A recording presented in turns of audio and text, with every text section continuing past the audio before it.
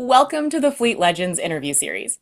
We all know the fleet management industry is always evolving, but one constant remains: the immense value of wisdom gained through decades of experience. The Fleet Legends interview series, sponsored by Legend Fleet, captures and shares the expertise of seasoned fleet managers, industry pioneers, and dedicated leaders who've shaped the field over decades of dedication. Their stories preserve fleet wisdom, offering actionable advice, practical insights, and historical context for today's leaders and tomorrow's innovators. As Vice President of Content for Bobit, I'm Lauren Fletcher, and I'm thrilled to host this series. During my time writing about fleet, I know how crucial it is to ensure the lessons learned by seasoned professionals continue to inform the future of our industry. Creating a better day for the legends of the road with the non-slip van floors, protective interior liners, and full range of work van accessories.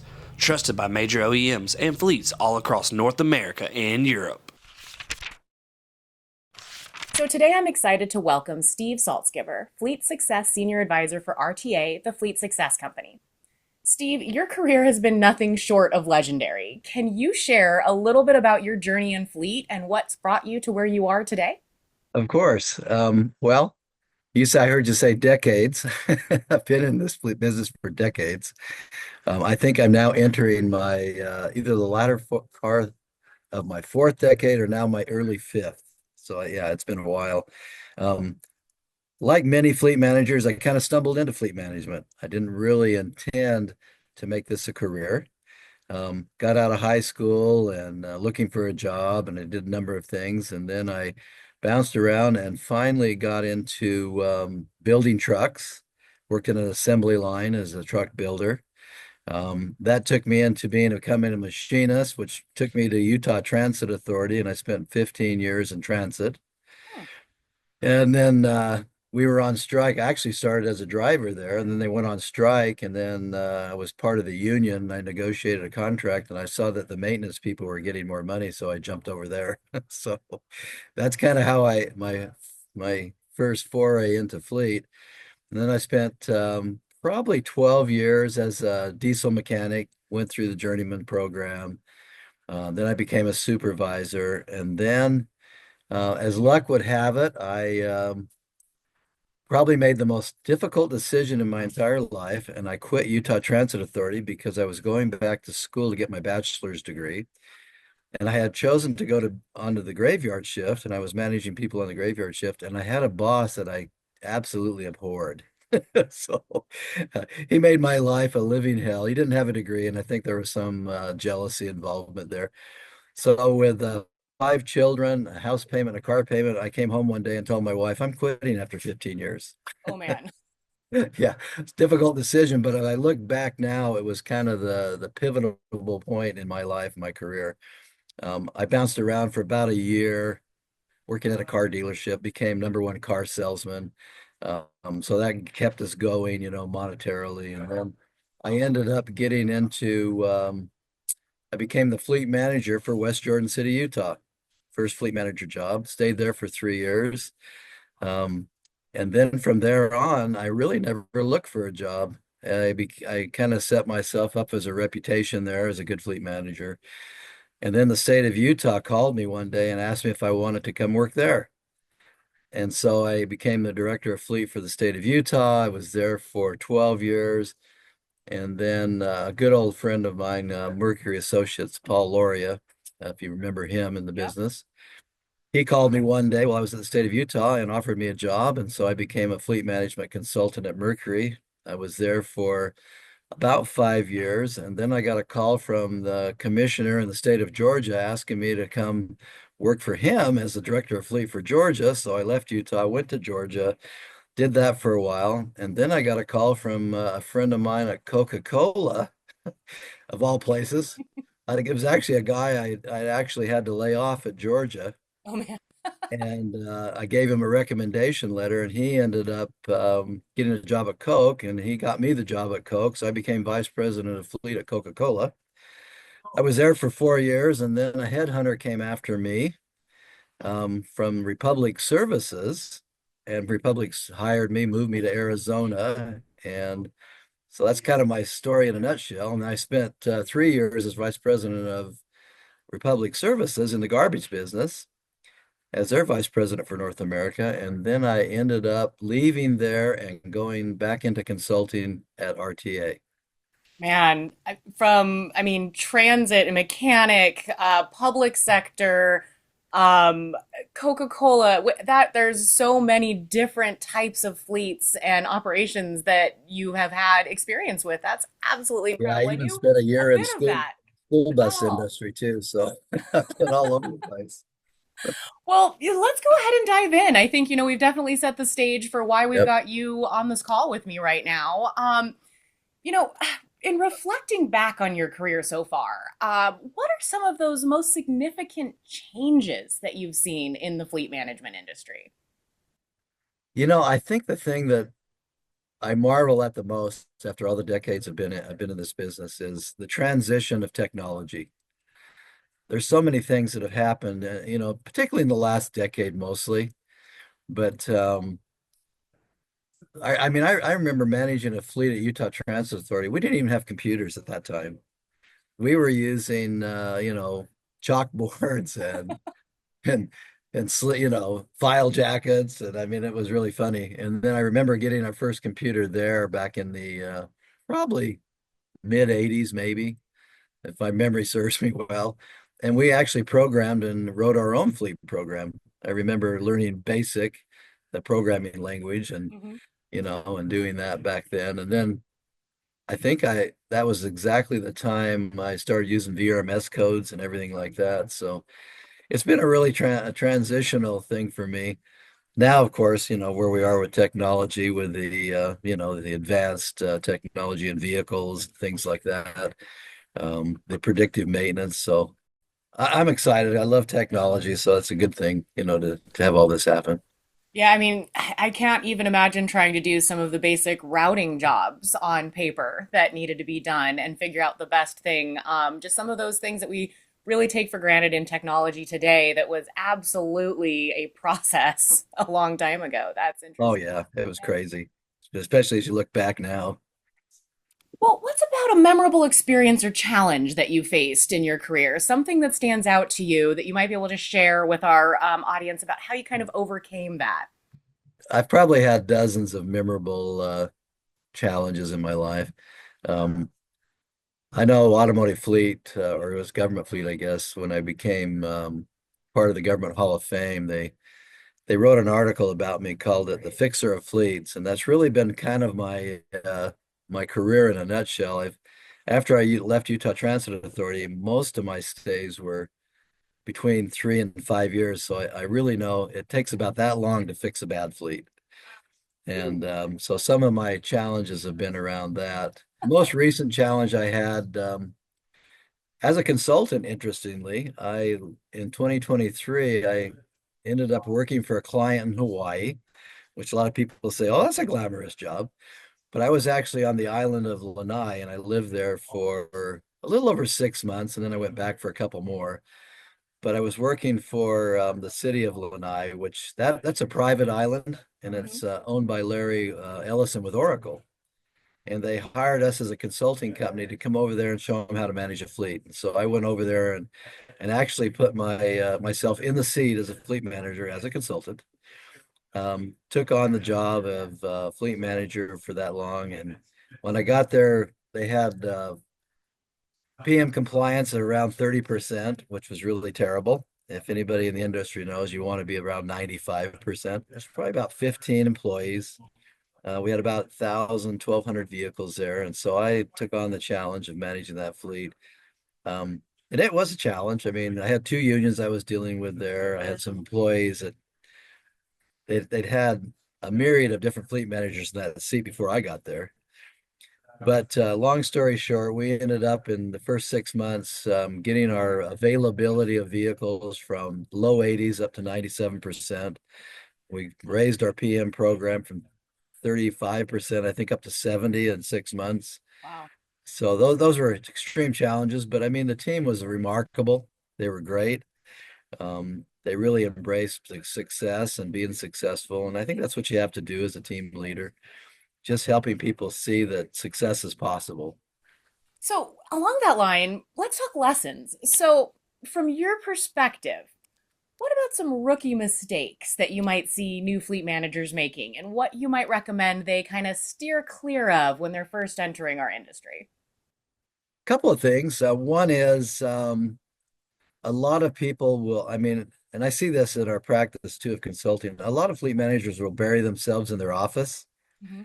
and they don't get out and they don't, meet the people and they don't talk to the people and they don't get on the floor and, and become a resource because that's what you are as a fleet leader. You're a resource to those that work for you. And so I'm kind of I love the concept of servant leadership. And so I've always tried to do that. So that would be my first thing is make sure you're out there and the people know where you are and that you're there to help them. When I got my master's degree years ago, I remember one of the lessons that I was taught. Um, I think it was the Hawthorne or the Halo effect. I can't remember exactly at this point, but it had talked about a leader that had left, and a new leader came in fresh out of school to replace him, and the whole company and all the metrics, everything just collapsed. And so management came in and interviewed all the employees and asked them a question: well, why did this manager successful, and why is the new one that was really more educated not successful? And that's the first thing they told them is, well, the other guy was always out there. He was always talking to us. He was cleaning off our tools. He was asking us how our day was, how our family was, things like that. And so that really stuck with me. And that's what I would say is make sure you're a servant leader, make sure you're actively participating in the operation. The other thing too, I would say, and I've always been an avid reader. Mhm. I remember coming across Automotive Fleet, Bobit, one of my very first magazines, as I was early on, probably at West Jordan City at that time, would have been back in the early 90s. That became a godsend to me, to have someone writing articles about fleet. And so every day before I start my day, I read articles. I keep up on technology. Now with AI, I use Chat GPT constantly to educate myself, which I would caution people, it's like a little kid if you're not careful. Yeah. But I remember having an argument with Chat GPT just a couple months ago about VRMS codes. They kept giving me all these wrong VRMS codes, and I finally told it, you really need to go back to school and get some education. So, And I think so, that's valuable too. I mean, there's a lot of yeah. tools out there, but they need to be used in the right Oh yeah, way for what we're absolutely. doing and make sure you understand those use cases for each one of those tools. It's definitely interesting. Anything else on rookie mistakes that you've got? I think just the more educated you can become and don't think you know everything. I mean, I've been in this for over 4 decades and I learn stuff every single day. This is an evolving business and you need to really understand that you don't know everything. Um, that was actually why I went from consulting back into fleet management because I had learned so much in consulting that I wanted to go apply back into fleet management. So I and love the that. other thing too, I would tell people is don't be afraid of consultants. They can be your friend, they can help you get to that next level. A lot of people think if I have to bring in a consultant that there must be something wrong with me. And I would say that that's absolutely the farthest thing from the truth. This goes back, you don't know everything. So why not hire someone that might have been seasoned and around that does know a little bit more than you can teach you? Absolutely. And a lot of the consultants, like you mentioned, have decades of experience in their own. They've been in those seats, they've been in multiple of those seats often, and have a lot of background to share. So, continuing along again that line, so we're talking about what's kind of worked well and what practices or innovations you found to really be successful. What have been some of those best practices that you found to be really effective in managing a successful fleet? Probably right off the bat, I mentioned this a little bit earlier, but being engaged with your team. When I came to RTA, we actually wrote a book about some of the best practices. We call that our Fleet Success Playbook. Um, and I throw this out there to anybody anytime I talk. We give that book away. We don't charge people for it. So if anybody wants one, just contact me. Um, we narrowed it down to our playbook is built into 4 pillars. And those 4 pillars are stakeholder engagement or stakeholder satisfaction, intentional culture, resource efficiency, and risk management. And so and we found out everything pretty much fits into that. So I would always tell people, make sure probably the most important one of those is intentional culture. Make sure you have an intentional culture. You're doing one-on-ones with your employees. You're helping them with their career. You're helping them get their education. You're helping them with their family and those kinds of things. The more you do that, the more teamwork you'll end up doing and the more that they'll support you. So that's kind of my number one thing. Obviously, you have to satisfy your stakeholders. Like if you're a fleet manager in, say, a government organization, you've got public safety or you've got a city manager. If they're not happy, you're never going to be happy. So you need to take care of those people. And then when it comes to resource efficiency, preventive maintenance compliance, asset availability, um, things in your shop like turnaround time, all those types of metrics that you do, you have to have good practices, good process, good workflow around those to make sure that everything is happening and basically efficiently and effectively. And then lastly, make sure, you're managing a fleet, so everything's safe so you don't have a risk, out there. I think one of the biggest takeaways I had when I was working at a large company, and I won't tell you the name because I don't want to cause a problem here, but I remember our team did a preventive maintenance inspection on a truck, and they noted at that time that the tires needed to be changed. And it was during the holidays, and they never changed them. And so after the holidays, that truck was involved in an accident that caused a fatality. And the first thing that happened during the legal discovery was we were our own worst enemy because we'd wrote down that the tires during an inspection were not good. And that I think that ended up being a $25 million lawsuit. So in my particular case, I was two levels removed from that, but the fleet manager over that division didn't fare well. In fact, they lost their job over that deal. But so that's what I would always say, make sure you follow through and do the things you're supposed to do. So you mentioned a lot about kind of growing success and especially in your consultant role, coming in and helping fleets be a little bit more successful. And I think, keeping a team motivated is very important to that process. How do you help keep teams motivated and engaged and inspired to continue to do the jobs that we need to do every day? I like to share success with people for one. And, I always keep graphs and charts. And now, of course, you've got monitors in your shops, things like that. I think people are motivated when they see that they're being successful for one. And so if you have a goal, for example, I mentioned that we had that job in Hawaii. I had a monitor on the screen and I would chart out every week, how our progress was moving forward. And then when we'd hit certain milestones, we would have celebrations. We would have a pizza party or we would buy jackets and hats or whatever the case may be, right? So that people knew that. Um, Other things too, I think you can have barbecues and parties and things like that. You can apply for, the 100 best fleets and leading fleets and things like that. All those things help your team to stay motivated. I think that helps. I think being a positive supervisor, and not sharing any negative baggage helps a lot. So those are some of the things I do. I've always really managed, I guess, so to speak, by the golden rule, kind of a thing, do unto those like you'd want done unto you. And I think people respond to that.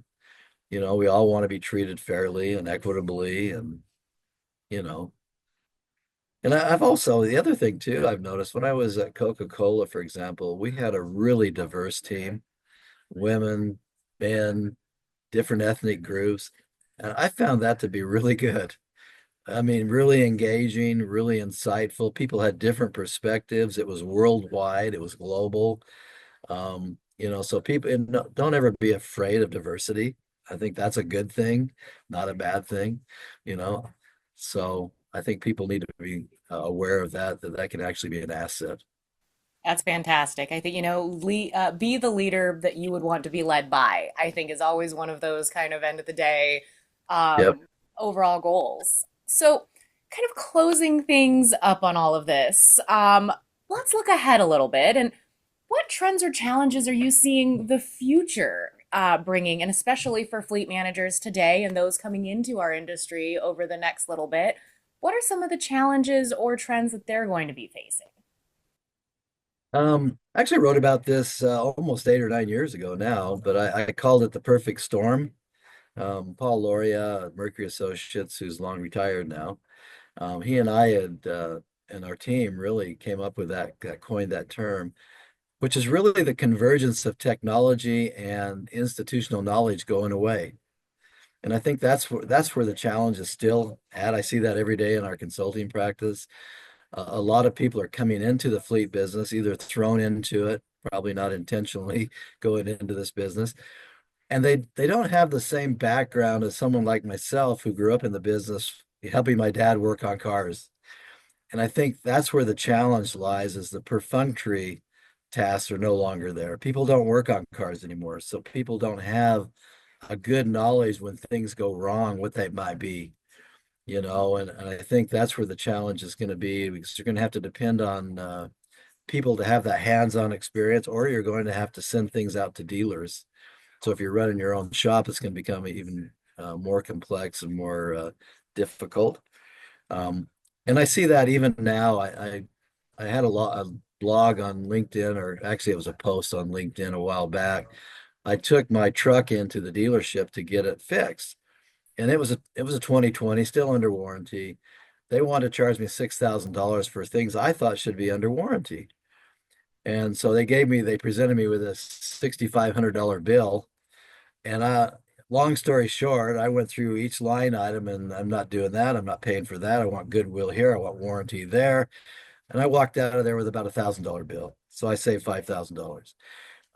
I don't see the new generation being able to do that right now.